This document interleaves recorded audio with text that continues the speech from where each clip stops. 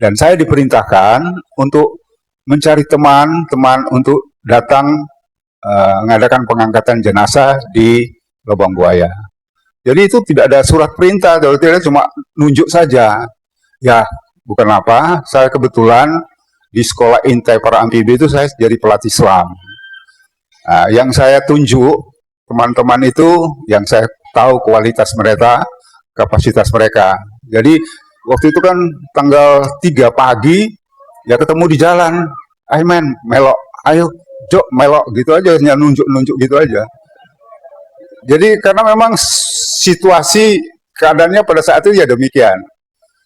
Jadi tanpa surat perintah, waktunya kita siap tanpa surat perintah berangkat. Yang penting bagaimana, karena juga masih tanda tanya apakah betul itu di lubang itu jenazah para jenderal. Kan masih tanda tanya. Itu masih ada berita dari Sukitman, anggota polisi yang ketangkap di Jalan Surabaya itu. Nah, jadi pagi-pagi, kurang lebih setengah 4 pagi subuh tanggal 4, kita menuju ke Lubang Buaya. Yang perlu Bapak Ibu ketahui, orang-orang semua ini kan orang-orang Surabaya. Jadi tidak tahu memang mana itu Lubang Buaya, nggak tahu. Saya hanya kebetulan ingat-ingat di Halim sana ada apa itu? Saya tidak mengenal kampung Lubang Buaya, coba tahu jalannya kira-kira menuju ke sana. Jadi sopir begitu keluar dari pos, ning diri, ya, jadi nggak tahu, udah menuju ke Halim saya bilang. Ya sudah ikut. Sudah sampai di Halim, artinya di Cililitan, masuk dari Cililitan ke Halim, kita nggak seenaknya aja juga masuk, karena waktu itu sudah ada pos-pos angkatan udara. Kita bertanya di pos-pos itu, artinya alamat atau tempat Lubang Buaya, kampung Lubang Buaya itu di mana? Ya orang-orang yang jaga di situ pelengah-pelengah gitu, kelihatan nggak tahu gitu. Itu di daerah Halim ya. Jadi ada 3 pos kita lewat. Semua tidak tahu. Akhirnya kita berhenti di seksi atau di kesatuan intelijen di Pangkalan situ. Jadi para perwira lah yang masuk, kami kan di luar. Jadi dokter 2, Pak Sukendar, Kapten Sukendar, sama Letnan Mispan masuk. Mereka berbincang-bincang kurang lebih hampir 2 jam, keluar. Ya terus ngomong sama saya, mereka nggak tahu dong. Ya kalau nggak tahu ya pulang, saya bilang. Lah kalau nggak tahu terus kemana, Pak? Kan pulang dong, kita nggak tahu alamatnya. Ya kebetulan ada polisi angkatan udara, polisi angkatan udara bersepeda motor merapat dengan kita. Langsung dia mengatakan, mau ke Lubang Buaya, Pak? Siap, mari saya antar. Jadi kalau saya pikir sekarang ini, kalau tidak ada polisi angkatan udara yang bawa kita ke Pondok Gede, ya mungkin perjalanan untuk pengangkatan itu ya ada makan waktu banyak gitu. Sudah setelah sampai di jalan Lubang Buaya, motong itu di kampung Lubang Buaya, itu juga sudah ada pasukan RPKAD yang menguasai daerah sana. Dibayangkan Pondok Gede pada waktu itu kan undernaming karet, jadi pohon karet yang banyak. Dan di sebelah kanan itu ada apa itu tanggul yang kurang lebih, tanggul itu ada 2 meter. Sehingga kegiatan latihan para gerwani dan pemuda itu di sana tidak terlalu kelihatan dari jalan. Ya dimaklumi itu. Nah, terus kami jalan terus. Setelah juga mau masuk di Lubang Buaya, artinya ke tempat sasaran, dijaga oleh RPKAD. Jadi ada pembantu letnan sama seorang kopral yang kebetulan saya mendapatkan brevet penerjun ini juga di Batu Jajar tahun 62. Seangkatan dengan dia. Jadi dia ngerti, loh, tidak boleh masuk Pak Kando. Itu dia bilang. Selain pasukan RPKAD, tidak boleh masuk. Itu perintah Sarbo Edi. Itu dia sersan atau kopral, saya tidak terlalu jelas, cuma itu perintahnya dia. Jadi saat itu ya kita tidak bisa masuk langsung. Ya, itulah yang saya tahu. Kita tunggu di luar. Tunggu di luar. Setelah kurang lebih ada 1 jam, hampir 2 jam itu, terus rombongan presiden, bukan presiden, Panglima Kostrat Pak Harto datang. Begitu datang mereka langsung Pak Sukendar yang dari Kostrad langsung masuk. Terus melaporkan bahwa pasukan KKO yang akan menolong sudah ada di depan. Suruh mereka masuk. Jadi kita baru bisa masuk ke sana. Berbincang-bincang dengan dokter kesehatan dari Angkatan Darat, seorang brigjen, itu merintahkan kepada kita kalau bisa diangkat secara bajar. Nah itu kan lubangnya katanya yang mengukur itu garis tengahnya ada 75 cm. Garis tengahnya sumur itu. Nah, sampai di sumur itu sudah terlihat, sudah bersih. Jadi kelaras dari pohon karet itu sudah bersih. Cuma ada lampu yang sorot, terus ada kaki kelihatan di atas. Kaki satu. Jadi ternyata kepala semua ada di bawah. Jadi semua itu ada di bawah. Nah, ini cerita dari Pak Sukitman sendiri, polisi itu. Karena Pak Sukitman itu yang tahu persis sama Letnan Tendean, waktu diinterogasi para jenderal kita, itu selesai diinterogasi, itu dibawa ke lubang nggak enak-enakan, langsung ditarik kakinya katanya, terus digeret. Sampai dekat lubang, dicemplung loh, terus ditembakin dari atas. Ini kesaksian dari Sukitman yang menceritakan kepada kita. Gitu. Nah, setelah itu namanya Pak Saparimin, ya Pak Saparimin itu boleh kata dari tim kita yang termasuk kalau kita kategorikan yang qualified dalam hal penyelaman karena beliau pernah sekolah penyelaman khusus di Rusia, gitu. Nah saat itu saya mau menggambarkan ya sebagai seorang tentara yang biasa harus ada taktik tersendiri, dia waktu itu ragu-ragu untuk masuk. Karena apa? Saya waktu itu tidak tahu. Lah, saya pikir kalau dia gagal, ini gagal lagi. Ya, saya langsung angkat akualung, saya langsung pasang di belakangnya. Gak apa-apa, men. Gitu loh. Ya, saya gitu. Dia cuma bilang, loh, open do, gitu.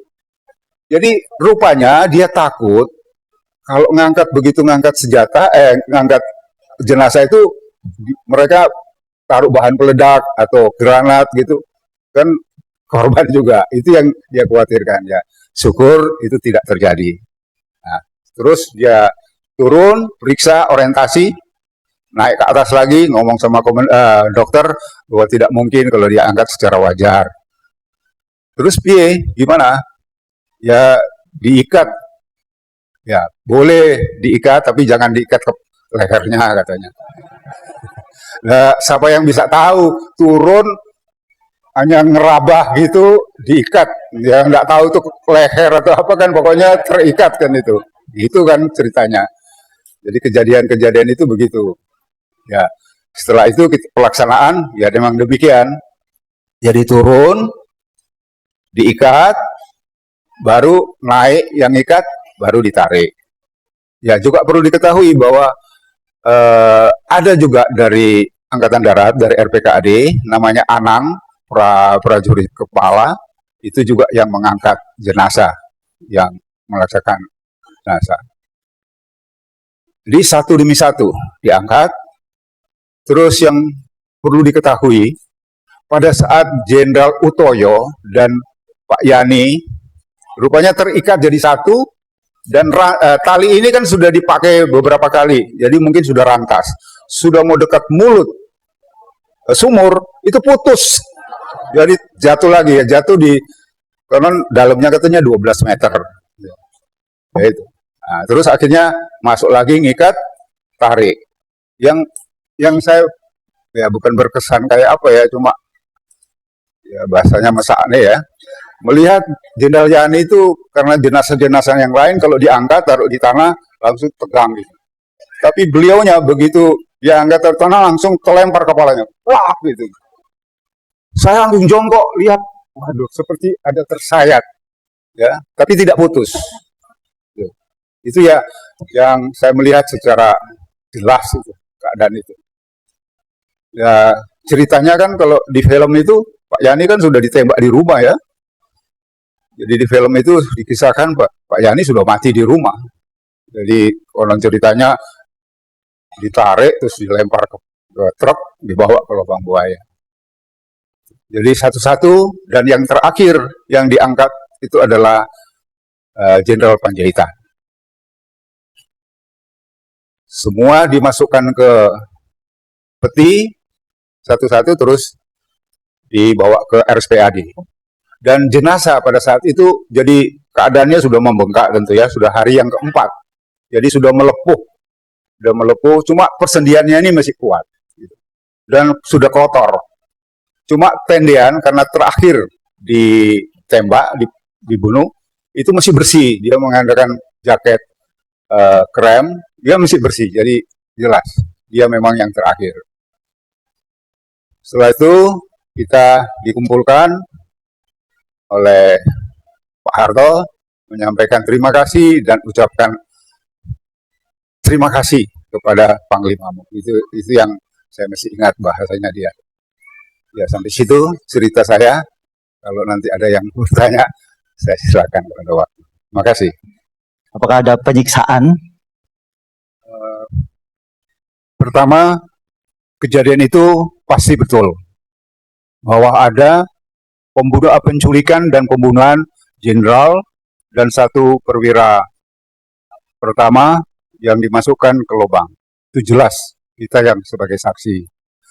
Kalau ditanya tentang disilet dan lain sebagainya, kebetulan kami tidak memperhatikan itu. Ya, hanya saya bisa memberi keterangan yang kelihatan secara nyata itu kulit mereka itu sudah mulai mengelupas dan dagingnya sudah membengkak dan proses pembusukannya memang sudah drastis gitu. Itu yang jelas saya bisa sampaikan. Jadi kalau penyiksaan, istilah penyiksaan, melihat ada disilet, matanya dicungkil dan lain itu, saya sungguh-sungguh enggak ada kepikiran di situ. Cuma yang saya kaget itu ya Jenderal Yani itu, yang begitu diangkat terus kepalanya terlempar gitu, itu yang menjadi kaget saya, itu yang saya perhatikan. Ada sayatan di leher itu. Itu aja. Terus apa lagi ya? Apakah film itu apakah benar yang sekarang bisa kita lihat itu, apakah keadaannya sudah mewakili? Kalau lihat film itu, namanya film loh Pak. Ya film itu kan tentu dibikin sutradara untuk supaya juga ada unsur seni, ya dilihat. Kalau saya lihat sepintas itu, kalau bapak-bapak perhatikan, Jenderal Soeharto pakai doreng yang kuning itu benar, itu dokumentasi. Pengangkatan juga sebagian itu benar. Jadi kalau menurut saya kesimpulan kejadian itu memang benar. Cuma kalau sudah namanya film direkayasa, memang direkayasa untuk supaya dilihat baik saya kira. Ya kalau dilihat asal lihat nonton tidak menarik, siapa yang mau lihat film itu? Loh, ini keterangan dari pemeran Soeharto waktu di mana? Di masjid.